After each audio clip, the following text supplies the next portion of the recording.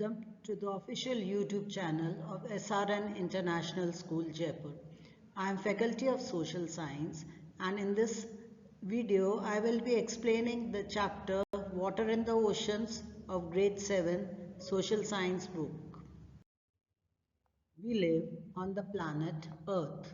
Of all the planets, it is only the Earth which is hydrosphere. That is why Earth is also known as the blue planet or the watery planet. All the water bodies on the Earth's surface, namely oceans, seas, lakes, rivers, together with snow and ice, are collectively called hydrosphere. Without water, life is quite impossible. Neither plants, animals, nor human beings can survive without water. Hence, hydrosphere has an importance of its own.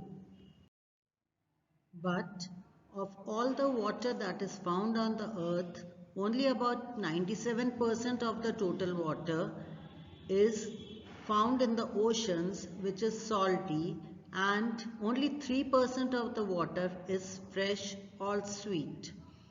Hydrosphere has an importance of its own. Without water, life cannot exist. Moreover, rivers, lakes, oceans and seas provide us food in the form of fish. Water bodies also help in the marine activities and in the promotion of trade and commerce.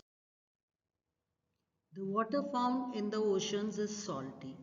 The ocean water becomes salty because river and water bodies, while passing over the earth's surface, carry away various salts with them, and they deposit the same in the oceans along with water, mud and other ingredients. Salinity of the ocean water depends on the content of evaporation and the volume of fresh water added to the oceans. The salty water from the seas and oceans cannot be directly used for drinking. In the words of the great English poet Coleridge, "Water, water everywhere, and all the boats did shrink. Water, water everywhere, nor any drop to drink."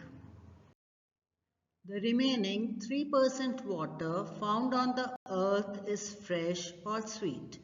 Rest of the water found in the oceans and seas is salty. Fresh water consists of the water of the lakes, rivers and water obtained from snow and ice. Fresh water is very precious and it must be used very cautiously. Without water, life is quite impossible. Neither plants, animals nor human beings can survive without water. Fresh water is very limited in quantity, hence it is very precious, so it must be conserved and preserved at all cost. With the rise of population, a large amount of water is needed to meet the demands of the growing population. We cannot increase the amount of water since it is limited, but we can control the way water is being used. Water is polluted in many ways.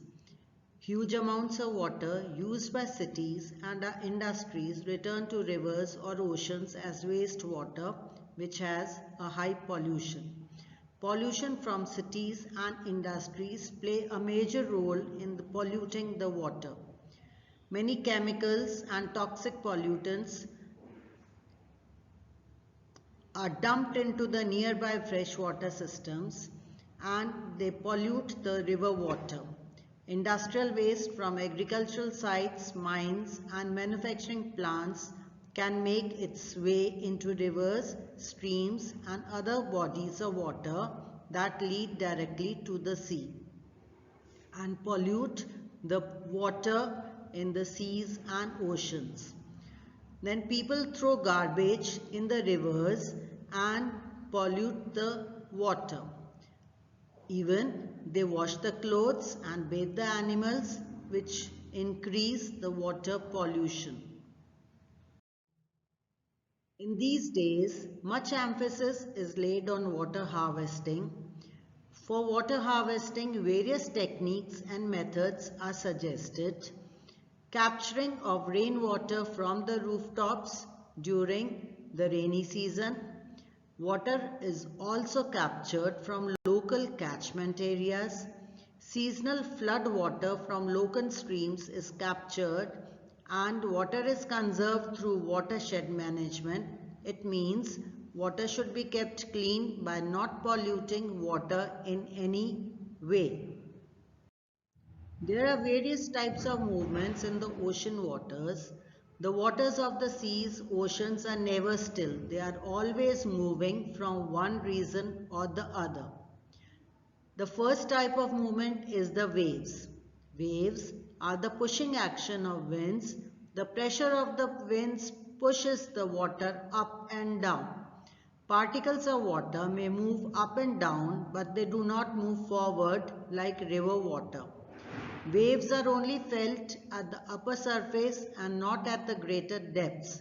They vary in size and height according to the strength of the wind. Waves may be mild or they may be strong depending upon the speed of the wind and the weather conditions. Another type of movement in the ocean is the tides. The seawater rises and falls regularly twice a day at regular intervals.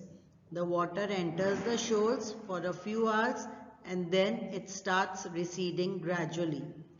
The regular and alternate rise and fall of the sea is called a tide. The rising of water is called high tide, whereas the falling of water is called the low tide. Tides are noticeable near the shores and not in the open seas. Tides are caused by the attraction exerted by the moon and the sun on the surface of the water. They are stronger than the sun since it is closer to the earth. The attraction of the moon is much stronger than the sun. They are very useful in trade, navigation and fishing.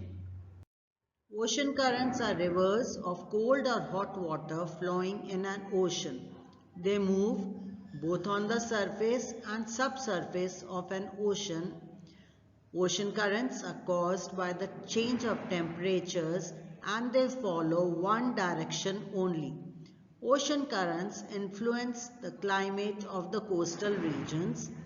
The warm currents raise the temperature while cold currents lower the temperature.